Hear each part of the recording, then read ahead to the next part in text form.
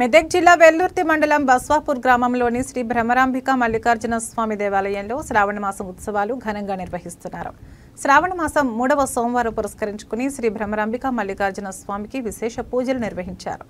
ప్రతి సంవత్సరం మాదిరిగానే ఈ సంవత్సరం కూడా బండ మీద పాయసం కార్యక్రమాన్ని చేపట్టారు. స్వామివారికి సమర్పించిన పాయసాన్ని భక్తులకు బండపై వేయడంతో నోటితో పాయసాన్ని స్వీకరించి భక్తులు మొక్కులు తీర్చుకున్నారు.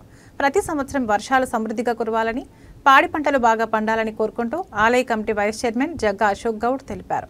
భక్తులకు అన్నప్రసాద వితరణ కార్యక్రమాన్ని చేపట్టినట్లు తెలిపారు. సాయంత్రం ఆలయంలో భజన కార్యక్రమాన్ని ఏర్పాటు చేస్తున్నామని, భక్తులు పెద్ద ఎత్తున పాల్గొనాలని పిలుపునిచ్చారు.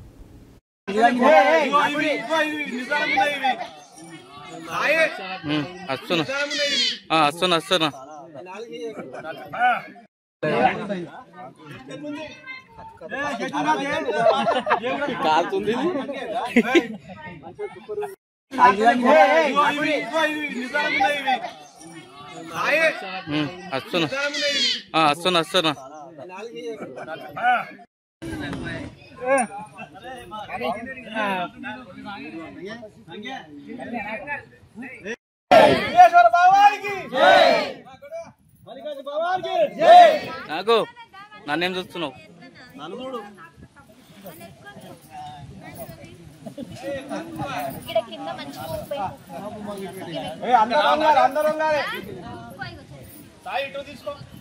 వీళ్ళు నాకని అట్ట తర్వాత